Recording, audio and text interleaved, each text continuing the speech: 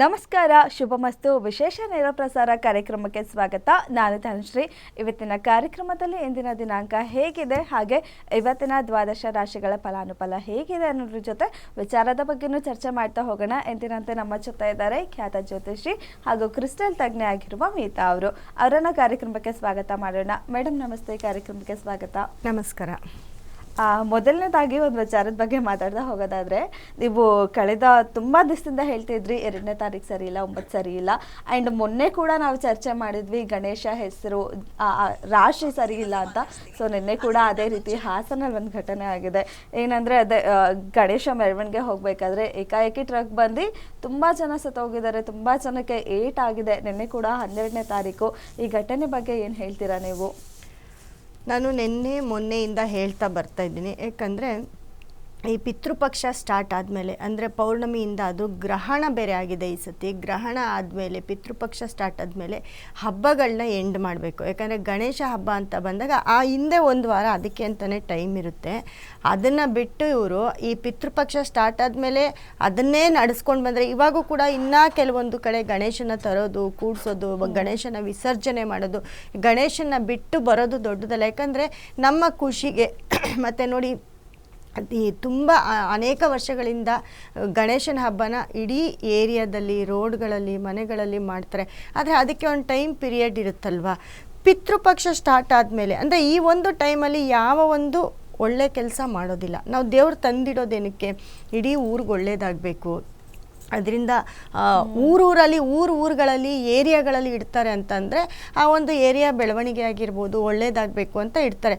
ಅದನ್ನು ಬಿಟ್ಟು ಪಿತೃಪಕ್ಷ ಸ್ಟಾರ್ಟ್ ಆದಮೇಲೆ ಮತ್ತೆ ಅದನ್ನೇ ಕಂಟಿನ್ಯೂ ಮಾಡ್ತಾಯಿದ್ರೆ ಅದು ತುಂಬ ಒಳ್ಳೆಯದಲ್ಲ, ಕೆಟ್ಟದ್ದು. ಯಾಕಂದರೆ ಈ ಇಂಥದ್ದೆಲ್ಲ ಮಾಡ್ಕೊಂಡು ಬರೋದಕ್ಕೆ ನೋಡಿ, ನಾನು ನಿನ್ನೆ ಹೇಳಿದೆ ನೇಪಾಳಲ್ಲಿ ಗಲಾಟೆ ಆಗಿದೆ. ಯಾಕಂತಂದರೆ ಈ ಒಂದು ಏನಿದೆ 9ನೇ ತಾರೀಕು, ಈ 9ನೇ ತಿಂಗಳು, ಅದರಲ್ಲೂ ಈ ವರ್ಷದ ಕೊನೆಯ ಡೇಂಜರ್ ತಿಂಗಳು ಅಂತ ಹೇಳಿದ್ವಿ. ಸೊ ಈ 9ನೇ ತಿಂಗಳಲ್ಲಿ ಇನ್ನೂ ಏನೇನಾಗುತ್ತೋ ಗೊತ್ತಿಲ್ಲ. ಯಾಕಂದರೆ ಇವೆಲ್ಲ ನೋಡಿ ಒಂದೊಂದೇ ಬೆಳಕಿಗೆ ಬರ್ತಾ ಇದ್ದಾವೆ, ಏನೇನಾಗುತ್ತೆ ಅಂತ. ಸುಮಾರು ಜನಕ್ಕೆ ಏಟಾಗಿದೆ, ಸುಮಾರು ಜನ ಸತ್ತಿದ್ದಾರೆ. ನೋಡಿ, ಅದು ಅವರೇನು ಬೇರೆ ಕೆಲಸ ಮಾಡ್ತಿಲ್ಲ, ಅವ್ರು ಮಾಡ್ತಿರೋದೇ ದೇವ್ರ ಕೆಲಸ. ಯಾಕಂದರೆ ಅಲ್ಲಿ ಗಣೇಶನ ತಂದು ಭಕ್ತಿಯಿಂದ ಇಟ್ಟು ಪೂಜೆ ಮಾಡಿ ಗಣೇಶನ ವಿಸರ್ಜನೆ ಮಾಡಬೇಕಾದ್ರೆ, ಯಾಕಂದರೆ ದೇವ್ರು ಇಲ್ದಿರ ಏನಿಲ್ಲ, ಅಲ್ಲಿ ಜೊತೆಲೇ ದೇವ್ರು ಇದ್ದುಕೊಂಡು ಈ ಥರ ಆಗಿದೆ. ಸೊ ಅದಕ್ಕೆ ಅಂತ ಒಂದು ಟೈಮ್ ಪೀರಿಯಡ್ಸ್ ಇರುತ್ತೆ, ಅದನ್ನು ನಾವು ಸದುಪಯೋಗ ಪಡಿಸ್ಕೊಳ್ತಾ ಇದ್ದೀವಿ. ಈ ಪಿತೃಪಕ್ಷ ಸರಿ ಇಲ್ಲ. ಮತ್ತು ನೋಡಿ, ಹಾಸನ್ ಅಂತ, ನಿನ್ನೆ ಹಾಸನಲ್ಲಿ ಆಗಿರೋದು.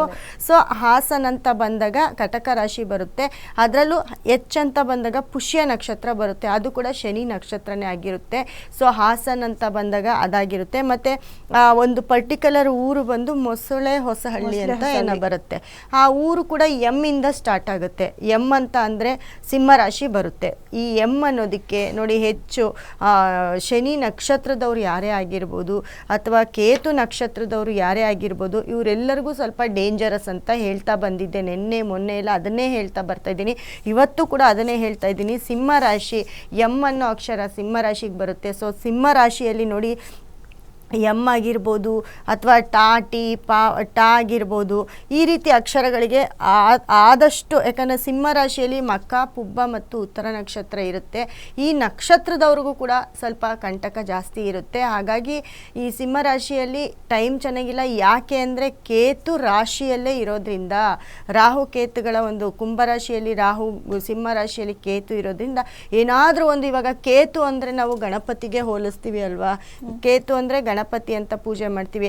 ಅದೇ ಸಿಂಹರಾಶಿಯಲ್ಲಿ ಕೂಡ ಅಂತ ತಗೊಂಡಾಗ ಆ ಇನ್ಸಿಡೆಂಟು ನಡೆದಿದೆ. ಅಂದರೆ ಗಣಪತಿ ದೇವ್ರನ್ನೂ ಕೂಡ ಬಿಡ್ತಾ ಇಲ್ಲ, ಈ ಒಂದು ಗ್ರಹಗಳು ದೇವ್ರನ್ನೂ ಕೂಡ ಬಿಡ್ತಾ ಇಲ್ಲ ಅನ್ನೋದು ಇದಕ್ಕೆ ನಿದರ್ಶನ ಆಗಿರುತ್ತೆ.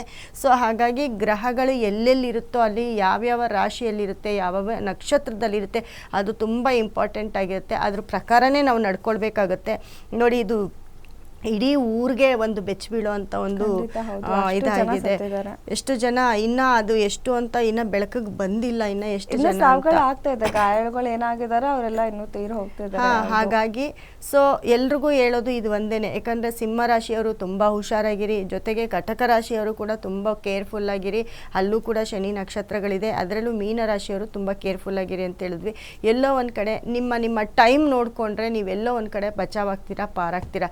ಹಾಗಾಗಿ ಹಾಗಾಗಿ ಆದಷ್ಟು ಆ ಒಂದು ಟೈಮಲ್ಲಿ ಏನು ಬೇಕೋ ಅದನ್ನೇ ಮಾಡ್ಕೊಳ್ಳಿ. ಪಿತೃಪಕ್ಷ ಬಂದಿದೆ ನೋಡಿ, 21ನೇ ತಾರೀಕು ಅಮಾವಾಸ್ಯೆ, ಅವತ್ತು ಕೂಡ ಸೂರ್ಯಗ್ರಹಣ ಇದೆ ಅಂತ ಉಲ್ಲೇಖ ಆಗ್ತಾ ಇದೆ. ಸೊ ಈ ಒಂದು ಚಂದ್ರಗ್ರಹಣ ಆಗಿರೋದು, ಚಂದ್ರಗ್ರಹಣ ಆದಮೇಲೆ ಹಿಂದೆ ಚಂದ್ರಗ್ರಹಣ ಆಗೋಕ್ಕೆ ಹಿಂದೆ ಕೂಡ 1 ವಾರ 15 ದಿನ ಇದೇ ರೀತಿ ಏನಾದರೂ ಒಂದು ಇನ್ಸಿಡೆಂಟ್ ನಡೀತಾ ಇತ್ತು. ಅದೇ ರೀತಿ ಚಂದ್ರಗ್ರಹಣ ಆದಮೇಲೂ ಕೂಡ ಅದರ ಎಫೆಕ್ಟ್. ಹೋದ ತಿಂಗಳೇ ಹೇಳಿದ್ರಿ 9ನೇ ತಿಂಗಳು ತುಂಬಾ ಅವಘಡ ಆಗತ್ತೆ ಅಂತ ಹೇಳಿ. ಹೌದು, 9ನೇ ತಿಂಗಳು, ಅದರಲ್ಲೂ 9ನೇ ತಾರೀಕು ಹೇಳಿದ್ದೆ ನೋಡು. 9ನೇ ತಾರೀಕು ಇಡೀ ಊರೇ ಬೆಚ್ಚಿ ಬೀಳೋ ಥರ. ಯಾಕಂದರೆ ಒಂದು ಇವಾಗ ನಮ್ಮ ದೇಶದಲ್ಲಿ ನಾವು ಪ್ರೈಮ್ ಮಿನಿಸ್ಟ್ರನ್ನ ನೋಡೋದಕ್ಕೂ ಕಷ್ಟ ಇದೆ, ಎಲ್ಲೋ ನೋಡೋಕ್ಕೂ ಕಷ್ಟ ಇದೆ. ಅಂಥದ್ದು ನೇಪಾಳಲ್ಲಿ ಪ್ರೈಮ್ ಮಿನಿಸ್ಟ್ರನ್ನ ಹಿಡ್ಕೊಂಡು ಬಂದು ಹೊಡೆದಿದ್ದಾರೆ. ಅವರ ಹೆಂಡತಿ ಪಾಪ ಅವ್ರ ಮನೆಯವ್ರನ್ನ ಕರ್ಕೊಂಬಂದು ಹೊರಗಡೆ ಫೈರ್ ಮಾಡಿದ್ದಾರೆ ಅಂತಂದರೆ ಇನ್ನೆಷ್ಟು ಮಟ್ಟಿಗೆ ಇದು ಮಾಡಿರ್ಬೇಕಲ್ವ. ಸೊ ಹಾಗಾಗಿ ಈ ಒಂದು ಏನಾಗುತ್ತೆ, ಈ ಗ್ರಹಗಳು ಮತ್ತು ಈ ಡೇಟು ಇದೆಲ್ಲ ಸೇರಿದಾಗ ತುಂಬ ನಾವೇನು ಹೇಳಿರ್ತೀವಿ, ಇಂಥ ಡೇಟ್ ಚೆನ್ನಾಗಿಲ್ಲ, ಇಂಥ ಗ್ರಹಗಳು ಚೆನ್ನಾಗಿಲ್ಲ, ಇಂಥ ನಕ್ಷತ್ರ ಚೆನ್ನಾಗಿಲ್ಲ, ಈ ಟೈಮ್ ನಿಮ್ಗೆ ಚೆನ್ನಾಗಿಲ್ಲ ಅಂದರೆ ಖಂಡಿತವಾಗ್ಲೂ ಅದು ನಡೆಯುತ್ತೆ. ಅದನ್ನು ತಿಳ್ಕೊಂಡು ನೀವು ಮುಂದುವರಿಬೇಕಾಗುತ್ತೆ. ನೋಡಿ, ಇವಾಗ ಇನ್ನೂ ಯಾರ್ಯಾರೆಲ್ಲ ಗಣೇಶ ಹಬ್ಬ ಮಾಡ್ತೀರಾ ಅವ್ರಿಗೂ ಕೂಡ ಇದನ್ನೇ ಹೇಳೋದು, ಈ ಪಿತೃಪಕ್ಷ ಸ್ಟಾರ್ಟ್ ಆದಮೇಲೆ ಯಾರು ಗಣೇಶನ ತಂದು ಕೂಡಿಸ್ಬೇಡಿ, ಯಾರು ಗಣೇಶನ ತೊಗೊಂಡೋಗಿ ಬಿಡಬೇಡಿ. ಯಾರಾದರೂ ಇದ್ದರೆ ದಯವಿಟ್ಟು ಅದನ್ನು ಬೇಗ ಮಾಡ್ಕೊಳ್ಳಿ. ಇವಾಗೇ ಉದಾಹರಣೆಗೆ ನೋಡ್ತಾ ಇದ್ದೀರಾ, ಇದ್ರ ಬಗ್ಗೆ ನಿನ್ನೆ ಮೊನ್ನೆ ಬಹಳಷ್ಟು ಮಾತಾಡಿದ್ದೀವಿ. ಅದೇ ರೀತಿ ಮುಂದಕ್ಕೂ ಹೇಳ್ತಾ ಹೋಗ್ತಾ ಇರ್ತೀವಿ. ಇದು ಪಿತೃಪಕ್ಷದಲ್ಲಿ ಇದು ಮಾಡ್ತಿರೋದು ಇದು ಒಳ್ಳೇದಲ್ಲ ನನ್ನ ಪ್ರಕಾರ, ಈ ಹಬ್ಬ ಮಾಡ್ತಿರೋದು. ಯಾಕಂದರೆ ಕುಂಭರಾಶಿ ಅಂದರೆ ಕುಂಭರಾಶಿ ಅಂದರೆ ಗಣೇಶ ಅನ್ನೋದು ಕುಂಭರಾಶಿಗೆ ಬರುತ್ತೆ. ಗಣೇಶ ಅಂತ ಬಂದಾಗ ಕುಂಭರಾಶಿಯಲ್ಲಿ ರಾಹು ಇರೋದ್ರಿಂದ ಕನೆಕ್ಟಿಂಗ್ ನೋಡಿ ಎಲ್ಲೆಲ್ಲಿಗೆ ಬರುತ್ತೆ. ಇದು ಕುಂಭರಾಶಿಯಲ್ಲಿ ಗಣೇಶ ಅಂತ ಬರುತ್ತೆ, ಆ ಗಣೇಶನಿಗೆ ರಾಹು ಆಯಿತಾ. ಇಲ್ಲಿ ಸಿಂಹರಾಶಿಯಲ್ಲಿ ಆ ಒಂದು ಊರಿನ ಹೆಸರು ಬರೋದ್ರಿಂದ ಅಲ್ಲಿ ಕೇತು ಇರೋದ್ರಿಂದ ಖಂಡಿತವಾಗ್ಲೂ ಇದು ರಿಲೇಟೆಡ್ ಹಿಂಗೆ ಆಗುತ್ತೆ. ಮತ್ತು ಇನ್ನೂ ಏನಾದರೂ ಇನ್ಸಿಡೆಂಟ್ ಆಗ್ಬೋದು. ಈ 9ನೇ ತಿಂಗಳಲ್ಲಿ ಪ್ರತಿ ಇನ್ಸಿಡೆಂಟ್ನು ನೀವು ನೋಡ್ತಾ ಹೋಗ್ತೀರಾ. ಅದರಲ್ಲೂ 20ನೇ ತಾರೀಕು, 22ನೇ ತಾರೀಕು ಆಗಿರ್ಬೋದು, ಅಥವಾ 9ನೇ ತಾರೀಕು, ಆಲ್ರೆಡಿ 9 ಆಯಿತು, 29ನೇ ತಾರೀಕಂತೂ. ಯಾಕಂದರೆ 2 ಮತ್ತು 9 ಪಾಸ್ ಆಗೋದ್ರಿಂದ ಅವತ್ತು ಕೂಡ ಏನಾದರೂ ಒಂದು ಪ್ರಪಂಚದಲ್ಲಿ ನಡೆಯುತ್ತೆ. ನೋಡಿ, ನಿನ್ನೆನೂ ಅಮೇರಿಕಾದಲ್ಲಿ ಯಾರಿಗೋ ಪಾಪ ಮಾಮೂಲಿ ಪಬ್ಲಿಕ್ ಜನಕ್ಕೆ ಯಾರಿಗೋ ತಲೆ ಕತ್ತರಿಸಿ ರೋಡಲ್ಲಿ ಇದು ಹಾಕಿದ್ದಾರೆ ಪಬ್ಲಿಕ್ಕಲ್ಲಿ. ಆ ಥರ ಕೆಲವೊಂದು ಇನ್ಸಿಡೆಂಟು ಅಂದರೆ ತುಂಬ ರೋಮಾಂಚನ ಆಗುವಂಥ ಇನ್ಸಿಡೆಂಟ್ಗಳು, ತುಂಬ ವೈರಲ್ ಆಗೋ ಇನ್ಸಿಡೆಂಟ್ಗಳು ನಾವು ನೋಡ್ತಾನೆ ಇರ್ತೀವಿ ಈ 9ನೇ ತಿಂಗಳಲ್ಲಿ. ಇನ್ನೂ ಮುಗಿದಿಲ್ಲ, ಆದರೂ ಕಾದು ನೋಡೋಣ. ಎಲ್ಲರೂ ಎಚ್ಚರಿಕೆಯಿಂದ ಇರಿ. ಯಾರ್ಯಾರೆಲ್ಲ 9ನೇ ತಾರೀಕು ಹುಟ್ಟಿರ್ತೀರ ಅವರೆಲ್ಲರೂ ಕೂಡ ತುಂಬ ಹುಷಾರಾಗಿ, ತುಂಬ ಕೇರ್ಫುಲ್ ಆಗಿರಿ.